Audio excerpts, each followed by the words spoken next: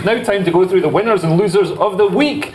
First up, the SNP, who are sending asylum seekers in Scotland on training to teach them how to detect racist microaggressions against them. That's right, the SNP are worried that asylum seekers, who they've rebranded New Scots, won't know when someone's being racist to them, so are spending taxpayers' money on courses tailored to help them understand racism in Scotland and anti-racist approaches. I mean, imagine a crime that is so minimal, you have to be taught that you're a victim of it. According to the Scottish Government, microaggressions are examples of indirect or intentional discrimination or unintentional discrimination, often verbal, directed at minority groups.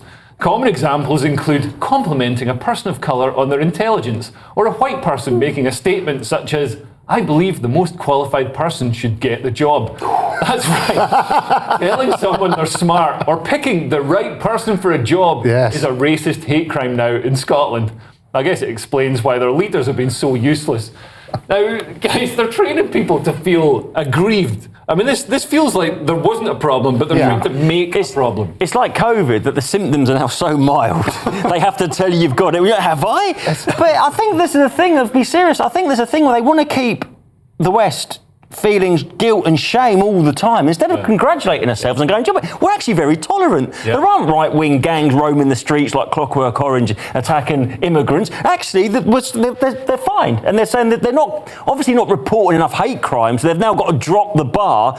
Because I think if you feel shame and guilt, then you're easy to push around and have your rights taken away. And you're absolutely right. And the trouble is that, isn't it? If you try and find offence, you will find it. And the more you define it and tweak it and say, look, you're so clever. Oh, I'm so sorry, I didn't mean that. Or open a door for somebody, how offensive is that? Or all the common courtesies we used to have. We've lost all that sort of stuff, haven't we? Microaggressions are so ridiculous. I mean, some of the to be happening in Scotland, where a bigger problem is macroaggressions. I mean, if microaggressions are bad, go to Dundee and see a full-size aggression. There you go. Microaggressions, apparently if you make too much eye contact with a woman, that can be seen as sexual harassment. And if you make insufficient eye contact with somebody that's a different ethnicity to you, that can be seen as racism. So to make sure you don't commit a microaggression, you've got to stand with your eyes swiveling in different directions all the time. It's crazy. And Macron aggression, obviously, against the French as well. So you work on that sort of basis. No, it's rubbish, absolute rubbish, and we should call it out. And the irony is they're now bringing in people of other cultures that don't see these microaggressions.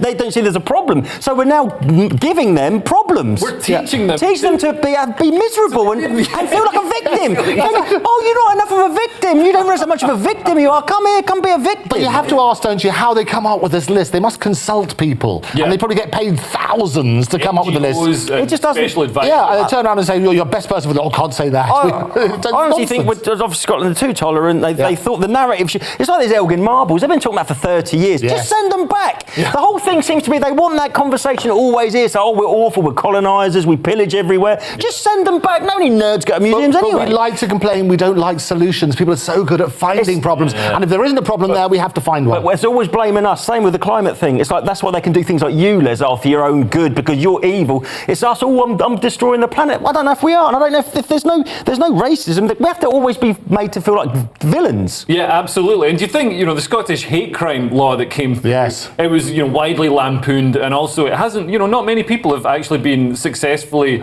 I